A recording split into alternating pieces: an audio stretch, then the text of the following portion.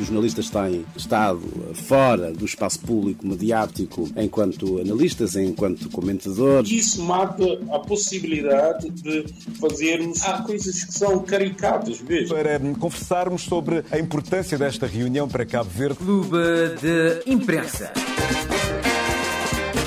A verdade é que não funciona, não tem funcionado e, sinceramente, não sei quando é que vai funcionar. Me pareceu que o José Maria Neves podia livrar o Ulisses Correia e Silva desta alfinetada. Clube de Imprensa.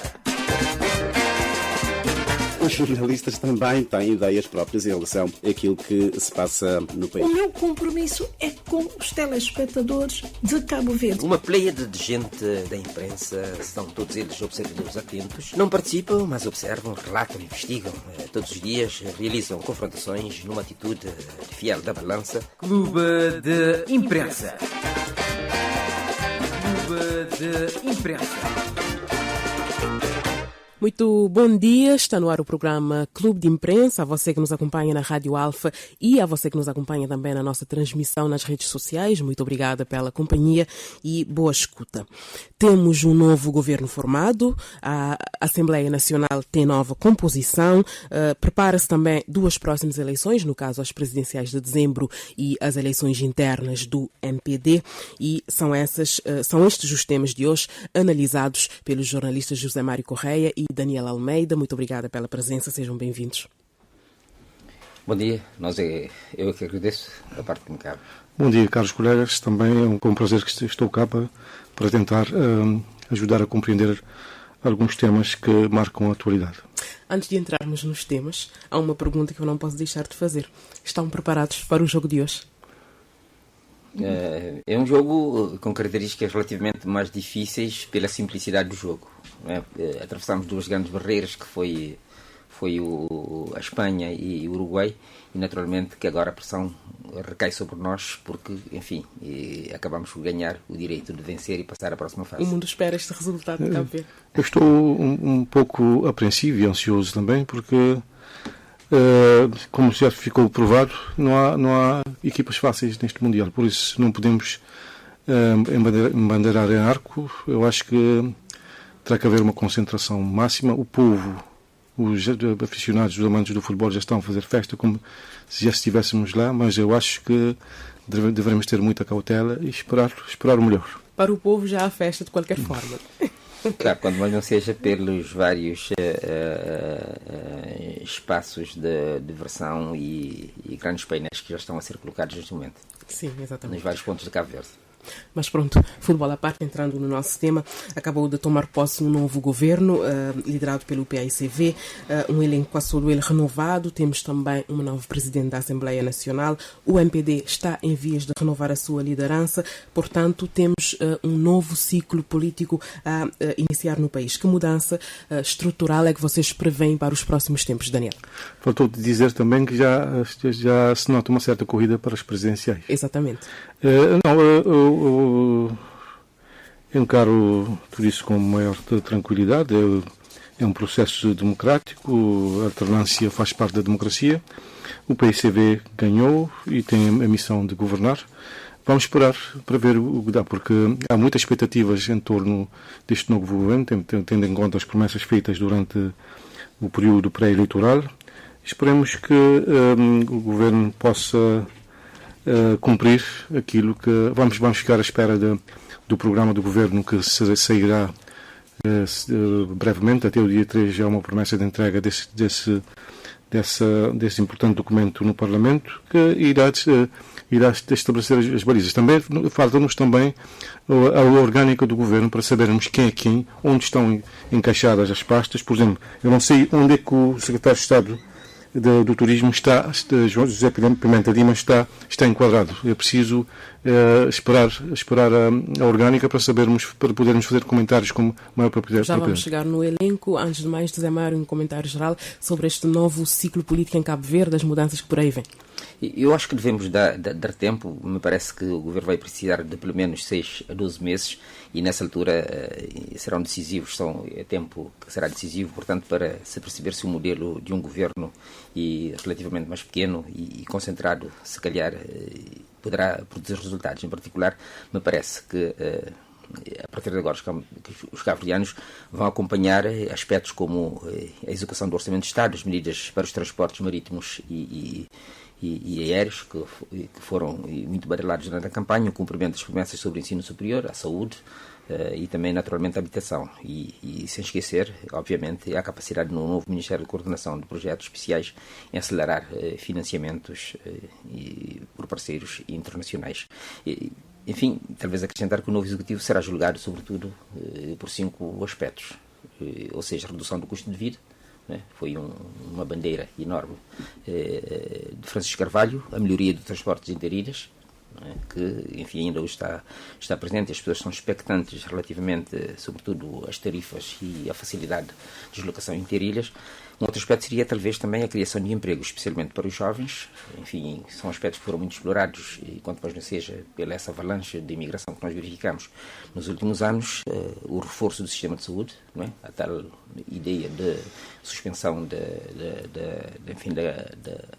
tarifas, taxa moderadora. Das taxas moderadoras, e um aspecto me parece ser a execução rápida dos investimentos públicos prometidos durante a campanha. Enfim, aeroportos, portos, hospitais, estradas e alguns outros aspectos importantes. O primeiro-ministro prometeu mudanças nos primeiros 100 dias. Há um orçamento aprovado, deverá haver, se calhar, alguma retificação? Isto é factível? A quanto tempo deve levar? Não, o governo vai entrar numa corrida contra o relógio. Em primeiro lugar, terá que preparar o programa do governo para ser submetido ao Parlamento, juntamente com a moção de confiança, porque neste momento temos um governo de gestão. Sim. Até a aprovação da moção de confiança temos um governo de gestão. Não pode tomar medidas estruturais.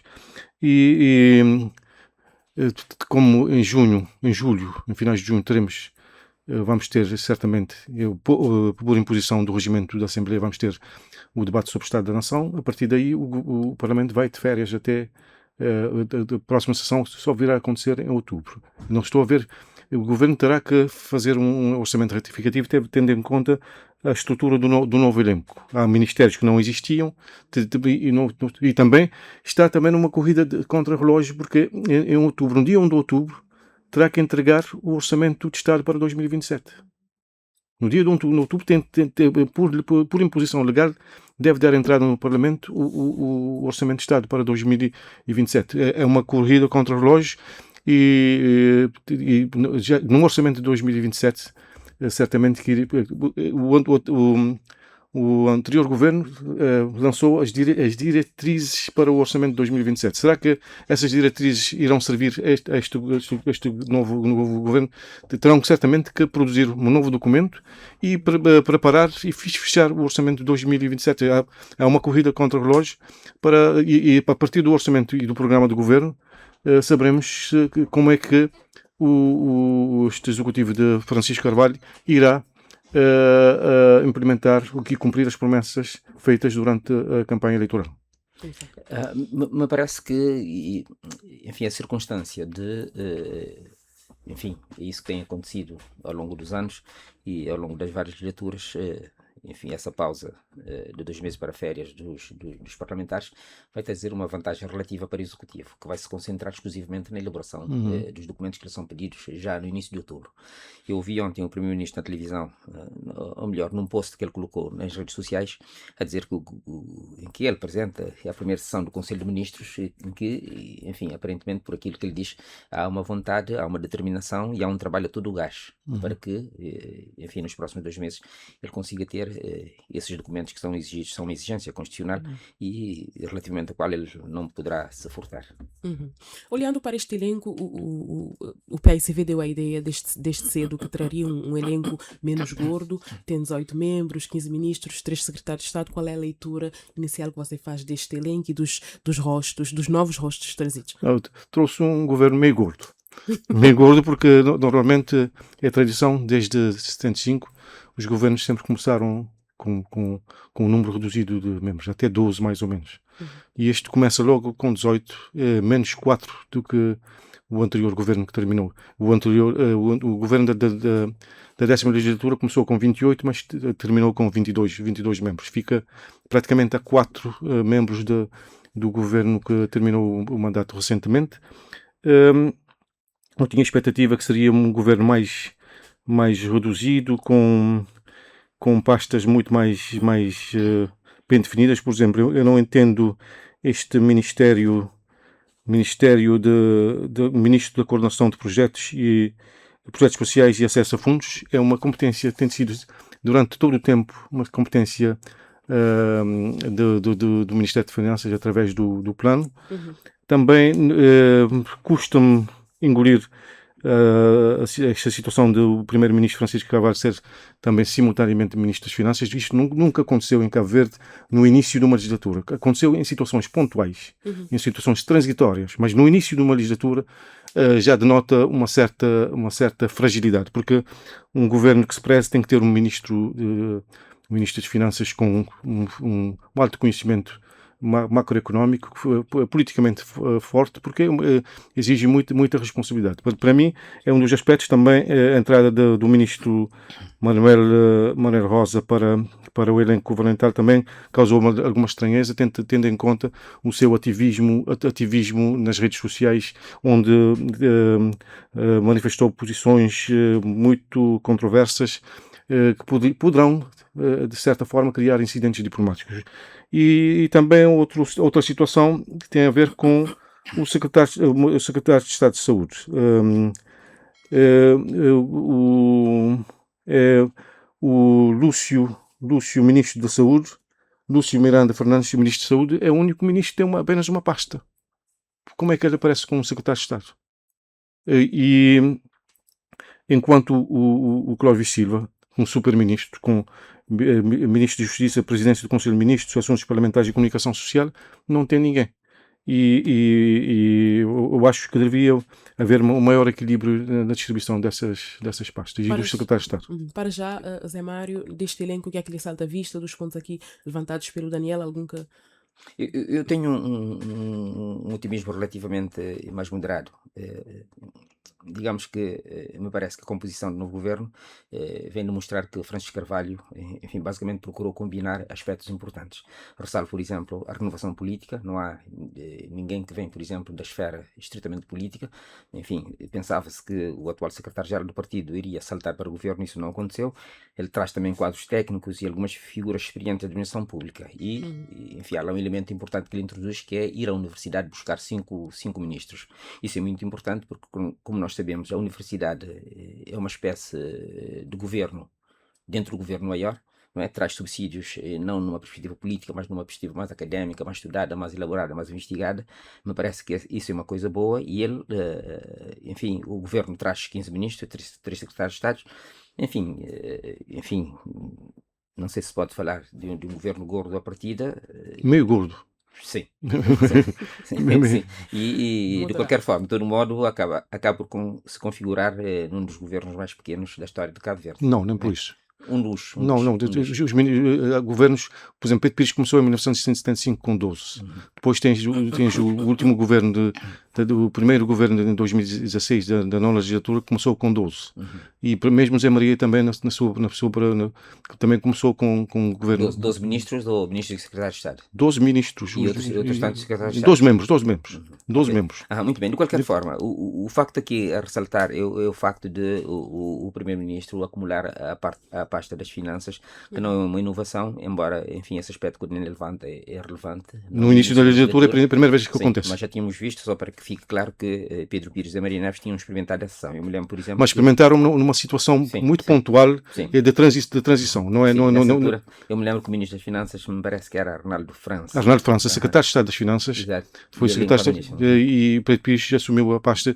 E também João Serra foi secretário de Estado durante um curto período, e o Zé Maria, depois o Serra foi promovido a ministro. O elemento importante aqui é que Francisco Carvalho acaba por ser a figura central desse ciclo político. Isso é importante relevar, quanto mais não seja pela acumulação, como dissemos, da pasta das finanças, uma opção que acaba por demonstrar, se quisermos, que pretende controlar diretamente a política económica e orçamental do governo. É uma decisão politicamente exigente que poderá concentrar sobre si o sucesso ou o fracasso da economia. Ele corre aqui um grande risco porque vai ficar extremamente exposto, ou seja, numa situação em que haveria e vai haver alguma dificuldade no financiamento de algumas propostas, ele poderia perfeitamente escudar-se e dizer que isso é competência do Ministro das Finanças, mas sendo ele o Ministro das Finanças, ele vai ter que assumir o ónus, não é? Ele acumula a pasta das finanças, portanto, e ele terá um controle direto, como disse, sobre o Orçamento de Estado, a política, o Orçamento de Estado, enfim, e ele vai ter que decidir sobre os aspectos relevantes que devem constar necessariamente do Orçamento de Estado, não poderão escapar. Outro aspecto importante tem a ver com a política fiscal, sobretudo numa altura em que os empresários e microempresários se queixam que o governo lhes mete muito a mão nos bolsos. Francisco Carvalho criticou isso durante a campanha. Ele é um promotor da economia informal e, portanto... Não, o Ministro das Finanças não pode ser promotor da economia informal. Não, durante a campanha. Durante a campanha ele defendeu muito a economia informal, a informalidade da economia. O grande desafio dos governos é tentar meter todos os intervenientes na economia dentro do sistema. O que eu estou a dizer é que ele vai ter controle direto sobre a política fiscal. Sim, enquanto Ministro Financeiro, mas também sobre a questão do investimento público, mas particularmente, isto é muito importante, as questões de negociação com parceiros internacionais. Isso vai lhe dar uma grande visibilidade enfim, entre o desgaste e a visibilidade, ele vai ver como rentabilizar e capitalizar tudo isso em seu favor.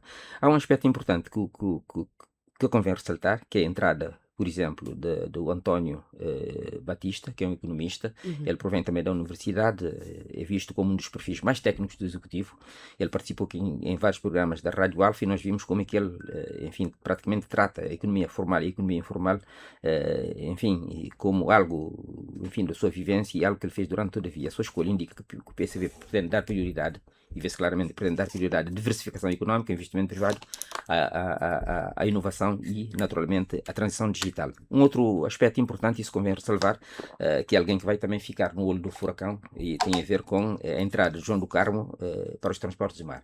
Ele foi muito crítico, não só ao anterior ministro, que era o Abrão Vicente, e depois evoluiu para Jorge Santos, e, portanto, ele vai ser aqui chamado a capítulo. A sua escolha indica que o PCV pretende dar prioridade à diversificação, à questão dos TSV, a ligação interilhas, enfim, que é francamente deficitária, e nós vivemos isso todos os dias, aos transportes marítimos em si e também à economia exílio e aos portos.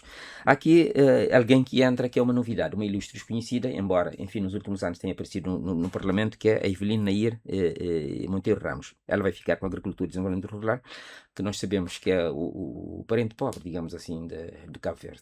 O meio rural, praticamente, nos últimos 50 anos, pouco ou nada ganhou, a não ser essa questão das barragens que tentou trazer para o presente as questões da agricultura. Ela representa uma inovação importante numa área estratégica, portanto, vai ter que responder pela segurança alimentar, o combate à seca, as pescas, o desenvolvimento rural. Eu me lembro de uma intervenção que ela fez no Parlamento que tinha a ver particularmente com a diferença entre os executivos do MPD que viam nas barragens, né, algo, enfim, pouco valorizador. Então ela lançava um desafio: vocês apostam no mar, mas não transformam a água do mar em água irrigável. Portanto, ela tem um desafio que terá que responder. Lúcio Miranda aparece apenas com uma pasta, eu concordo com ele, enfim, apenas a saúde, e ele assume um dos ministérios mais sensíveis do governo, eventualmente seja por isso que ele se vai concentrar exclusivamente na saúde. Ele terá desafios importantes como a redução das listas de espera, enorme. Uma consulta, por exemplo, de cardiologia leva 1 ano e 2 meses para ser atendido, e a formação, a questão da melhoria dos hospitais, né, a contratação de profissionais, né, muitos dos quais com formação ainda assim não conseguem entrar para os quadros do Ministério da Saúde, a modernização do Serviço Nacional de Saúde e também, naturalmente, o acesso aos medicamentos. Um último aspecto, talvez tem a ver com o Arnaldo Brito, também vai estar necessariamente no olho do furacão, a questão da gratuidade do ensino geral e passando inclusivamente para o ensino superior, e ele tem também o grande desafio que tem a ver com a revisão curricular, mas também a formação profissional, não a formação profissional de curta duração, mas a formação profissional com características profissionalizantes que abre caminho ao ensino superior, mas não formar por formar, mas formar para, enfim, traduzir do ponto de vista prático aquilo que é o conteúdo que vai sendo ministrado. Nós temos agora uma grande imigração que precisa não só de gente para trabalhar o básico, mas para trabalhar com consistência e com capacidade de fazer valer. Manuel Augusto Lima Andrade da Rosa, que é o grande elemento alvo da crítica social, quanto mais não seja por esses aspectos que o Daniel e Almeida avançou, né? Ele foi um grande crítico explícito, muitas vezes, nem sempre com fair play, enfim, entre amor e paixão, ele vai ter que sobreviver. Acreditam que essa escolha pode causar algum incidente diplomático, como defendem algumas pessoas? Ele vai mudar. Ele vai mudar. Uma coisa é estar fora do governo e outra coisa é estar dentro do executivo. Ele vai ter necessariamente que mudar para poder sobreviver. Que ele eliminou desativou a conta no Facebook. Claramente, não quer deixar restrito. Porque tem coisas muito fortes. E naturalmente que, enfim, muita gente tem esse arquivo guardado. Mas, enfim, ele vai me parece que ele vai fugir um pouco das questões nacionais. Né? Ele vai incidir particularmente, e naturalmente é essa a função dele, a questão da diplomacia cabo-verdiana, as relações com a diáspora, a cooperação internacional e a defesa nacional. Escapa-lhe, portanto, a questão da integração regional, que tinha sido um grande ganho do governo anterior, sobretudo no momento em que a África demonstra que tem potencialidades e pode ser um espaço suplementar bom para Cabo Verde, sobretudo numa altura em que, enfim, o mundo vive a braços, numa dependência de duas guerras internacionais, a questão da guerra no Golfo e essa dificuldade que nós temos agora, e sobretudo com a política americana que trava, e também do Ocidente que trava praticamente as remessas que antes, numa outra situação, poderia perfeitamente suprir essa dificuldade que nós temos. Não, eu queria só uma coisa que me escapou, que vale a pena ressaltar, que é a questão duas situações que, quanto a mim, são grandes handicaps deste elenco governamental. Que não tem questão de equilíbrio territorial, não tem nenhum membro do governo secretário de Estado de Santo Antão, e também peca no equilíbrio de género, que tinha sido um grande ganho dos sucessivos governos, né, desde 1991. Peca nesse aspecto. E outra situação que me causa alguma estranheza é o facto das pescas estar junto com a Ministra da Cultura, em vez de estar da Agricultura, em vez de estar com o Ministro do Mar. Poderemos ter aqui um choque de competências que poderá não ser benéfica para o desenvolvimento desses dois ministérios. São esses aspectos. São ministérios muito parecidos do ponto de vista do formato e também do significado daquilo que vai ser a sua competência futura.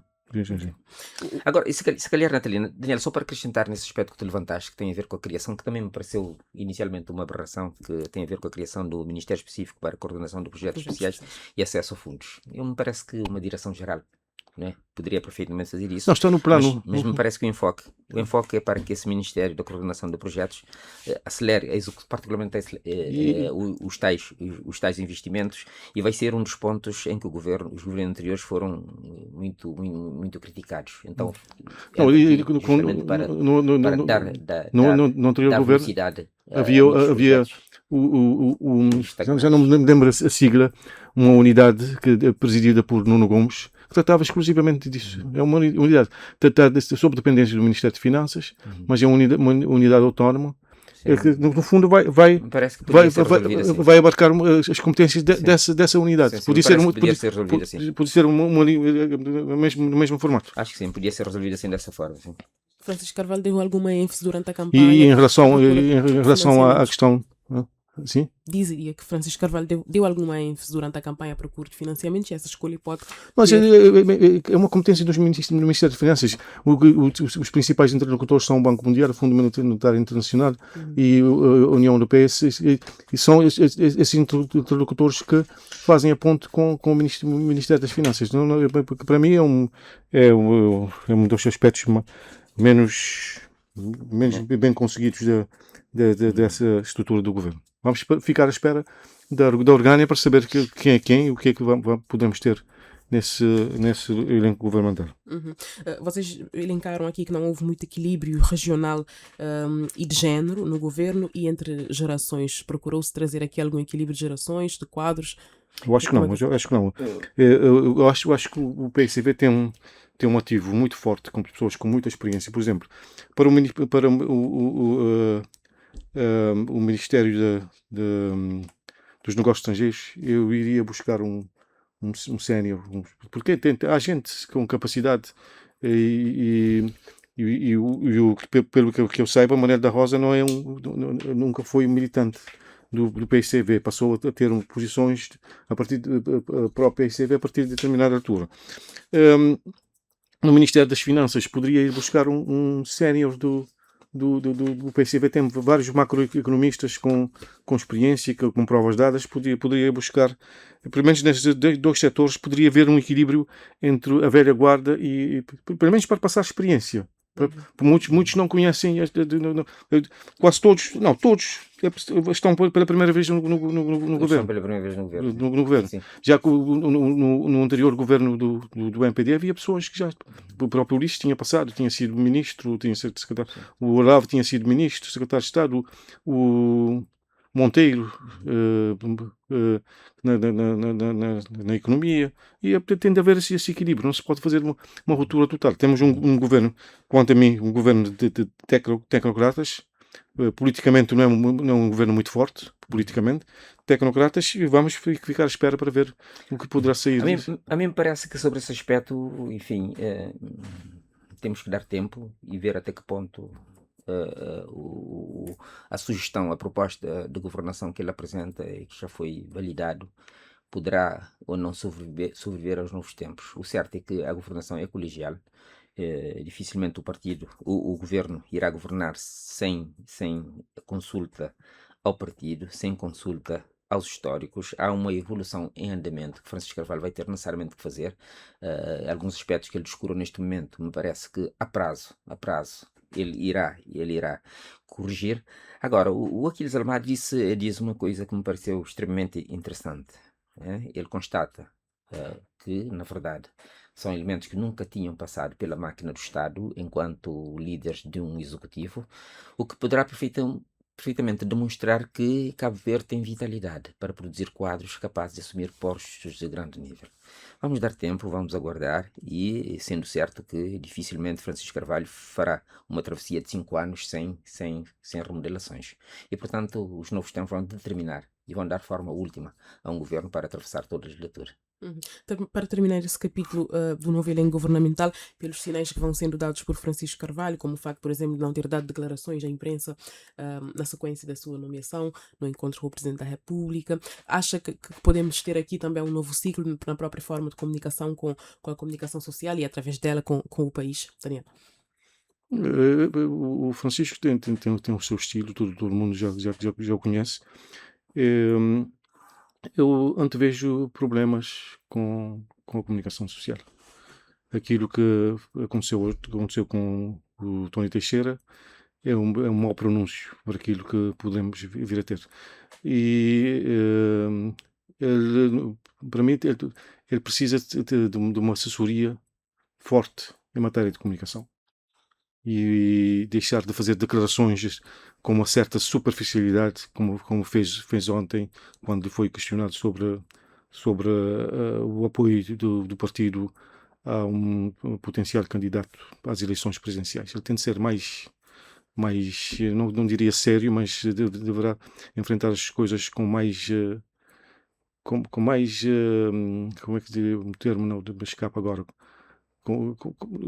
não é com mais seriedade, mas de forma mais institucional, em vez de fazer coisas com tipo chacota das coisas. Tem de assumir, já antes na Câmara fazia essas tiradas que não caem bem para um homem de Estado. Como é que olha para esta questão também? Eu acho que a relação entre o poder político e a imprensa deve ser o melhor possível. E o melhor possível significa o respeito de parte a parte. Os jornalistas têm a sua função, enfim, estudaram e sabem como fazer as coisas, e o político também tem a sua estratégia de embate com a comunicação social. No fundo, a relação entre a política e o jornalismo é um jogo de sedução. Não há nada gratuito. O político também tem as suas manhas, tem a sua estratégia, e sempre que puder dar uma alfinetada ao jornalista vai dando, sendo certo que também irá apanhar de certeza nesse jogo de 5 anos. E portanto, quanto mais saudável for a relação entre o político e a imprensa, me parece que o grande ganhador nem nem será a imprensa, será o político. Não é? E a comunicação social volta a estar presente no Ministério, neste caso, nas competências de Clóvis Silva. E, sem dúvida, que me parece uma pessoa moderada, com capacidade forte de diálogo, com fair play e capaz de traduzir do ponto de vista de documentação válida e em benefício da imprensa. Me parece que, apesar de autonomia que ele tem para gerir o setor da imprensa, ele saberá escutar a imprensa, sabe que, sobretudo, a imprensa privada tem vivido abraços com problemas financeiros, com dificuldade de contratação de quadros, e com dificuldades de levar bem longe aquilo que é o produto jornalístico e naturalmente, me parece que ele está ciente disso e vai certamente trabalhar para que se melhore a comunicação social. É claro que ele nunca, em nenhuma circunstância, terá o exclusivo da decisão, mas, enfim, quanto mais diálogo ele estabelecer, quanto mais espaço ele abrir para o diálogo com a comunicação social, o ganho maior será naturalmente para o trabalho que ele vai fazer e naturalmente para a imprensa, e eu estou ciente que ele vai fazer isso. Não, eu acho que vamos ter mais do mesmo. Vamos ter tradicionalmente a pasta de comunicação social nem nos últimos anos nem aparece explicitamente nos ministérios. Tradicionalmente tem sido o ministro da presidência do Conselho de Ministros e de Assuntos Parlamentares é que tem assumido essa pasta. E depois tivemos uma situação com o Ministro da Cultura e agora com o Secretário de Estado Adjunto do Primeiro-Ministro a assumir essa pasta. Mas acho que, pela experiência de todos os governos de 91 a esta parte, os ministros os ministros titulares da pasta de comunicação se preocupam mais com o setor público, com o setor do Estado. E pouco, se formos ver as promessas feitas no último governo em relação à imprensa privada, nem sequer foram para o papel. Nem sequer foram para o papel. Falou-se muito, não sei o quê, vamos ter incentivos, não sei o quê, não sei o que mais, e no fim, nada. Zero. E eu acho que vamos ter mais do mesmo com este Ministério, que vai se preocupar com a RTC, com a Infopress, e todos nós contribuímos para o serviço público. Sim, realmente a tendência tem sido esta ao longo dos anos, enfim, o que é entendível se tivermos em conta que a história demonstra justamente isso. Não é um exclusivo de Cabo Verde, mas em todas as partes do mundo os governos nunca quiseram uma comunicação social pujante, sobretudo a comunicação social privada. E se puderem sufocar a comunicação social privada, não pensam duas vezes. O certo, e se formos ver para os números, vamos verificar que, enfim, os órgãos do Estado, particularmente a RTC e a Infopress, já levam mais de 250 mil contos anuais. E se fores ver aquilo que a imprensa privada tem beneficiado anualmente, me parece que são um pouco mais de 15 mil contos para todos os órgãos privados. Só por aí já se vê a atenção que a imprensa privada, enfim, tem merecido ao longo dos anos. Mas, enfim, o caminho é para frente. Vamos acreditar que, enfim, poderá haver uma mudança de perspectiva em matéria de tratamento da comunicação social privada. Exato. Saímos do Palácio da Várzea e vamos até a Assembleia Nacional. Temos uma nova composição, muitos deputados saíram, outros novos entraram. Temos uma nova presidente e pela primeira vez uma mulher, Janira Almada. Pelo seu percurso enquanto deputada, também enquanto presidente do PAICV, que tipo de liderança é que vocês prevêem do Parlamento? Para já, uma pequena nota de curiosidade. Se o governo não cumpriu em termos de paridade, também a mesa também não cumpre em termos de paridade. Temos 4 mulheres e 2 homens na mesa da Assembleia Nacional. O que é uma injustiça também. Também temos de ver essa coisa nas perspectivas. É só um jeito. Mas a paridade é 40-60, não implica 50-50, é 40-60. 4 com 2 é complicado. Mas não foi um espanto nenhum, que a Janira é muito competente, já deu provas, foi líder do PICV durante cerca de 6 anos ou mais. Foi muito combativa, tem uma boa formação, é uma boa tribuna, sabe estar, e eu acredito que ela terá um bom desempenho no Parlamento. Não me espantou porque já estava a circular que ela seria a presidente da Assembleia pela primeira vez. É bom para Cabo Verde também, para a imagem de Cabo Verde lá fora. E eu auguro um Parlamento, embora tenhamos um certo equilíbrio, porque o PICV tem 37 deputados, tem uma maioria praticamente no limite, porque não poderá faltar um deputado no Parlamento. No limite da maioria absoluta. Porque se um deputado faltar, não teremos a agenda. A agenda não será aprovada. A agenda não será aprovada, porque a ordem do dia para ser aprovada é preciso a maioria dos deputados em efetividade de funções. 37. Sim, claro. 37. Então podemos correr esses riscos. E depois, há dias, coloquei tinha uma dúvida, é que 60 dias antes das eleições, mais ou menos, a Janeira terá que substituir o Presidente da República. Então fiquei com essa dúvida. Então perguntei a uma pessoa entendida na matéria, um constitucionalista, e nessa situação o MPD ficará só com 36 deputados no Parlamento. Ele disse não. Neste caso, a Janeira será substituída. Será substituída por um deputado do PICV. Não na mesa, mas na bancada. Será substituída na bancada. E o que será substituída na presidência da Assembleia pelo primeiro vice-presidente. Uma estratégia política válida.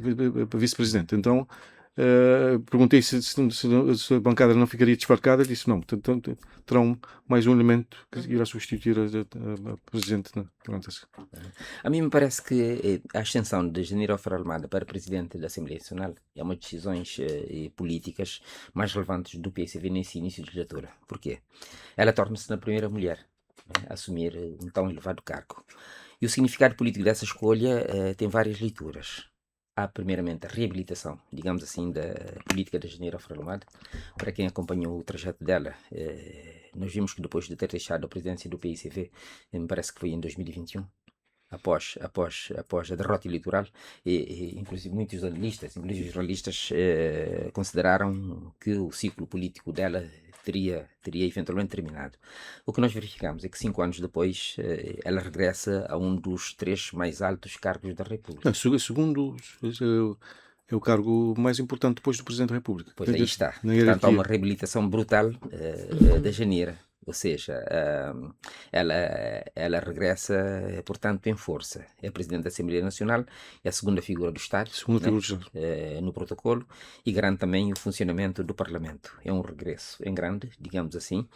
Mas também há outro aspecto, que é a separação entre o Governo e o Parlamento. Não me espanta que terá sido um exercício estratégico. Doravante, a General Almada fica no Parlamento, Francisco Carvalho tem mais espaço para crescer, para se afirmar e para respirar, sem que isso signifique naturalmente o divórcio no diálogo, no subsídio, porque a Janeiro é muito mais experiente e tem uma rodagem política, uma militância partidária muito mais forte que a de Francisco. De resto, enfim, ao longo da campanha nós vimos a proximidade entre os dois.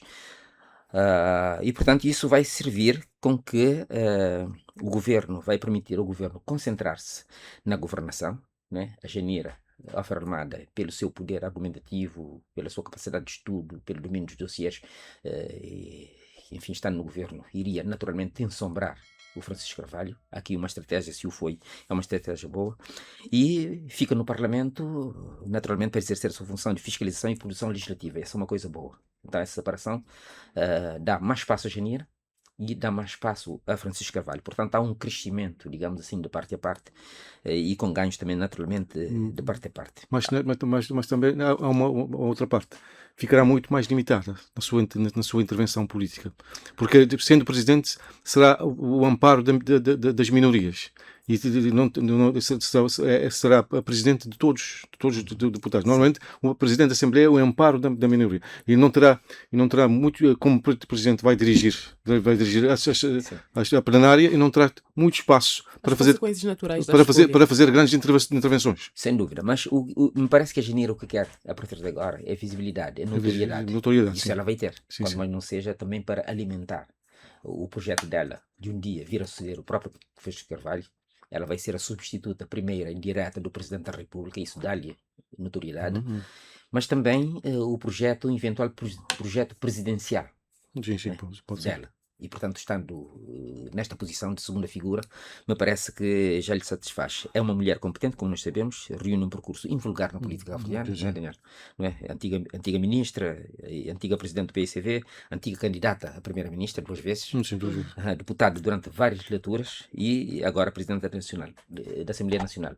Isso significa que, se a legislatura correr bem e se ela souber desempenhar muito bem as suas funções, me parece que daqui a 5, 10 anos ela será, digamos, 5 anos. Alguém imbatível. 5 anos já poderá candidatar à presidência da Claro, será uma mulher imbatível, sobretudo mudando naturalmente, né? Tudo nós sabemos o seu feitio, sim. eliminar algum rancor que ela empresta à atividade ela tem social. Pontos positivos, mas tem de trabalhar alguns. Ela poderá ganhar bastante. Trabalhar alguns aspectos menos positivos. Uma das grandes expectativas nesta nova composição do Parlamento será certamente a renovação dos órgãos externos nas prateleiras há muito tempo. Acha que agora haverá consensos? O novo líder, até não falamos sobre isso, também houve algumas disputas nos bastidores, essencialmente no MPD, com a eleição do novo líder do grupo parlamentar, que foi uma luta renhida, depois disputada, entre Celso e Luís Carlos Silva, enquanto que no PICV houve unanimidade. O Luís Carlos Silva ganhou com 18 votos.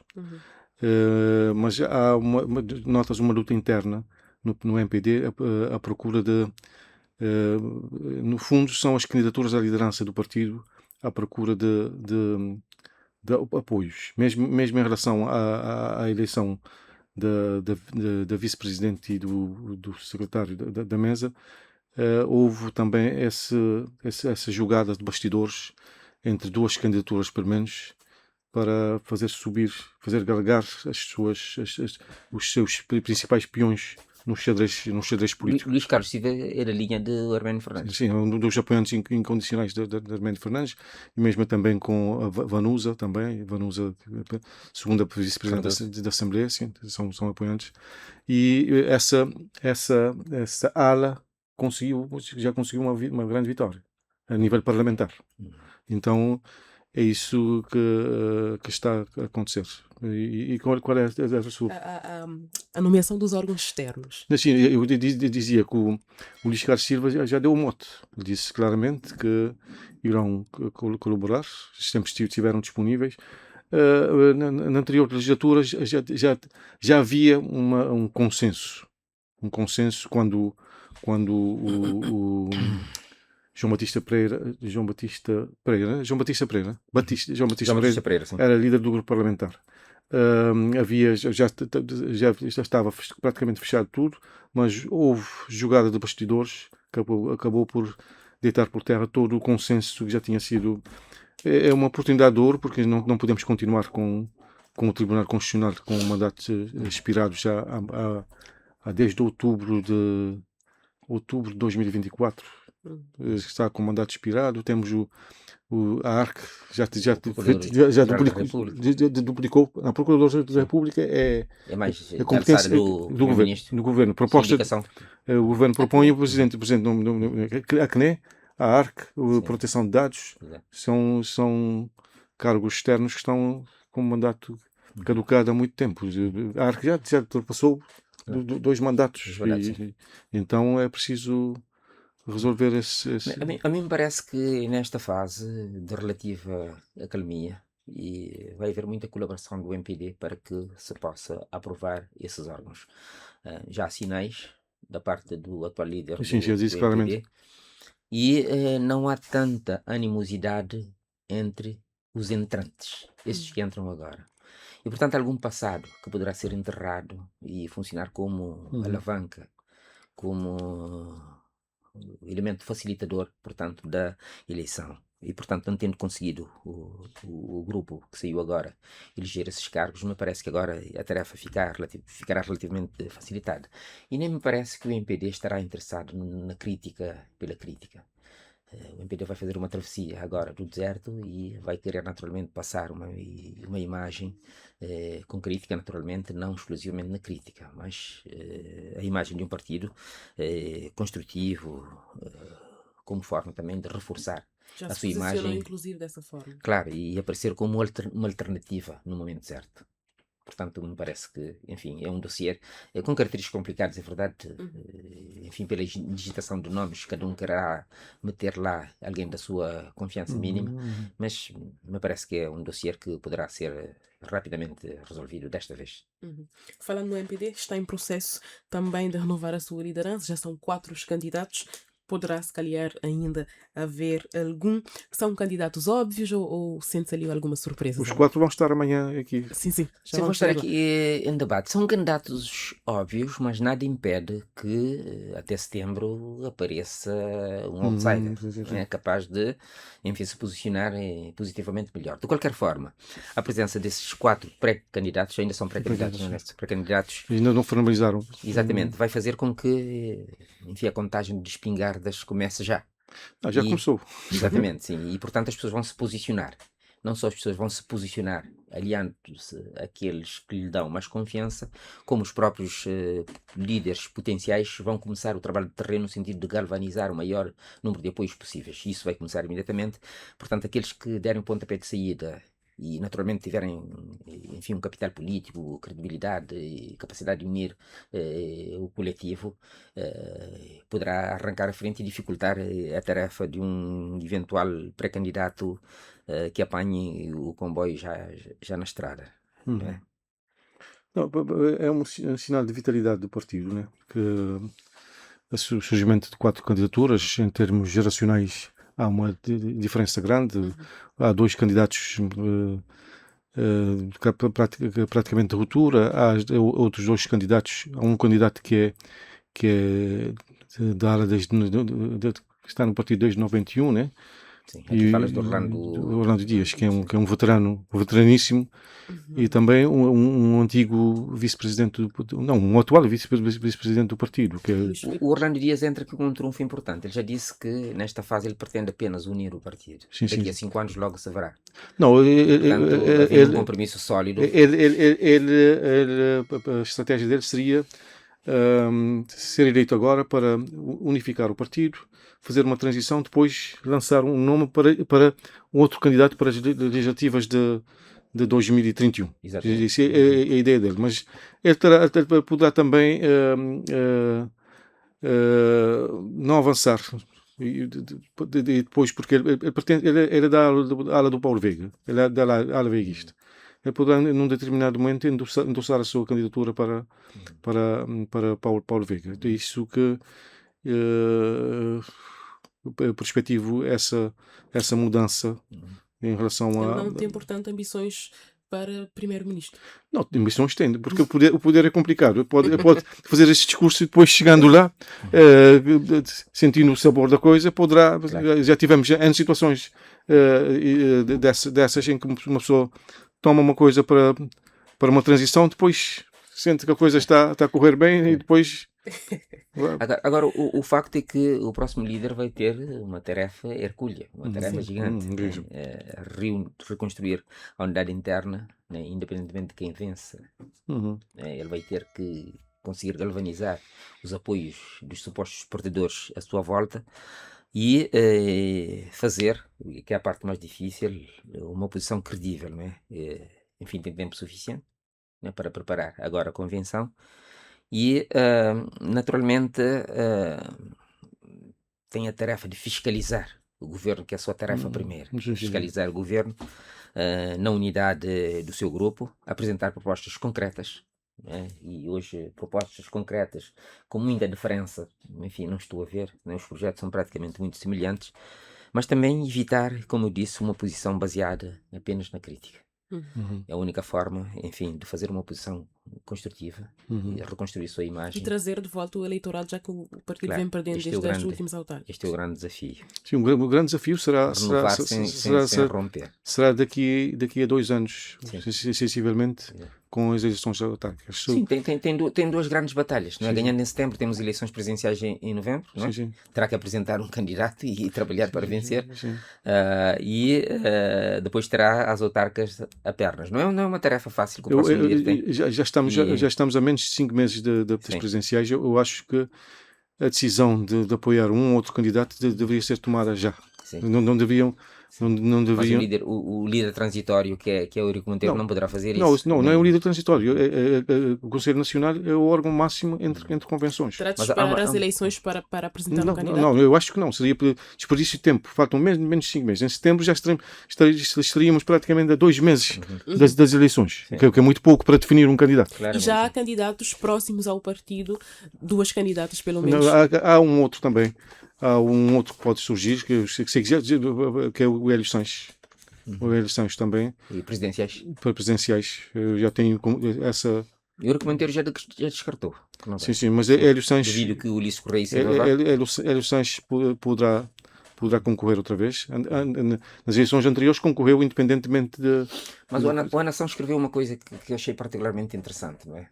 Neste momento que nós estamos a ver é o perfilar de candidatos da linha do Movimento para a Democracia. Ou seja, em princípio, e acreditando, fazendo boa fé nesta ideia que o Daniel avança e o Hélio também avançar, teremos talvez já 3. É o que apenas serve para fragmentar o eleitorado. Pode haver consequências E poderemos ter 4. Pois. Podemos ter portanto, a estas horas ainda o incumbente continua sozinho na arena.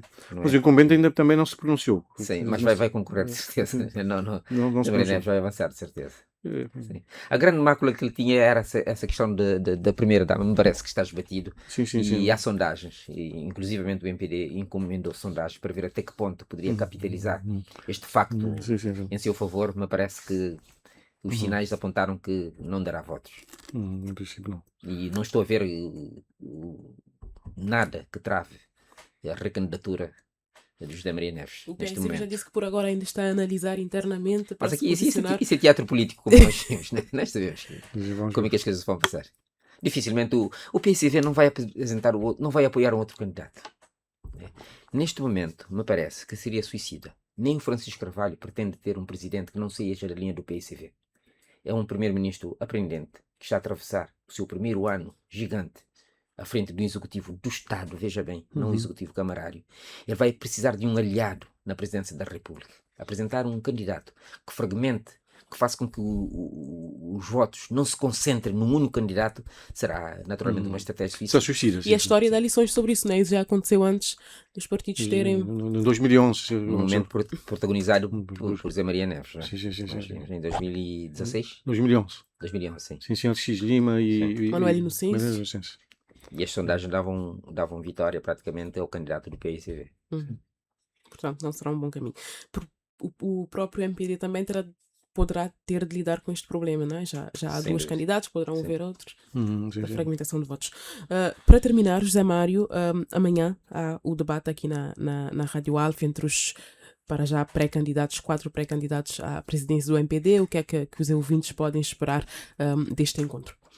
Os ouvintes podem esperar um grande momento, conhecendo a personalidade individual dos 4 pré-candidatos, cada um com a sua personalidade própria, com a sua agressividade comunicacional.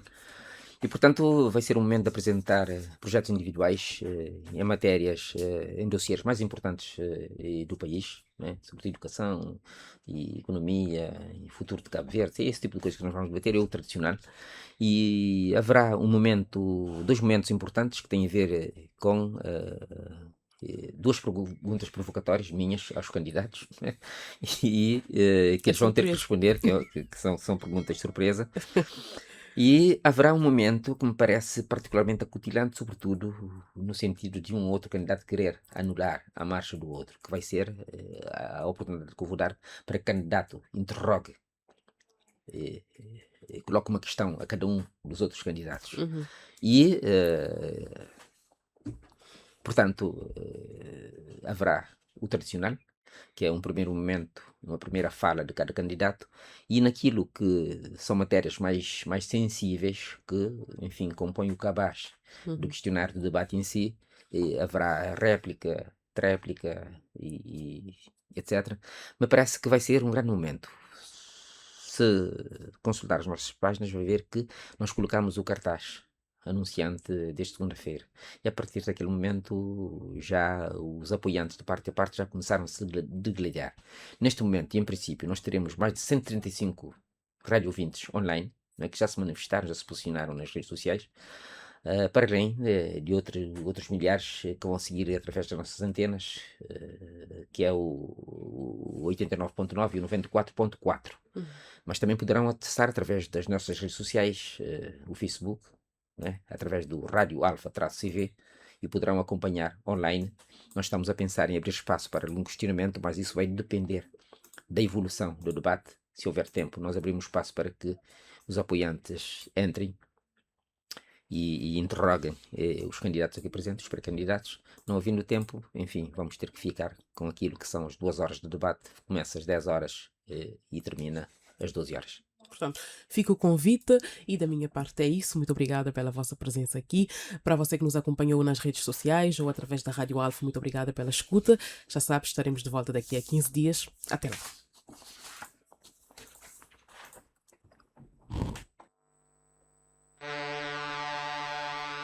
Os jornalistas têm estado fora do espaço público mediático enquanto analistas, enquanto comentadores. Isso mata a possibilidade de fazermos coisas que são caricatas mesmo. Para conversarmos sobre a importância desta reunião para Cabo Verde. Clube de Imprensa. A verdade é que não funciona, não tem funcionado e, sinceramente, não sei quando é que vai funcionar. Me pareceu que José Maria Neves podia livrar o Ulisses Correia e Silva desta alfinetada. Clube de Imprensa. Os jornalistas também têm ideias próprias em relação àquilo que se passa no país. O meu compromisso é com os telespectadores de Cabo Verde. Uma pleiade de gente da imprensa, são todos eles observadores atentos, não participam, mas observam, relatam, investigam todos os dias, realizam confrontações numa atitude de fiel da balança. Clube de Imprensa. Clube de Imprensa.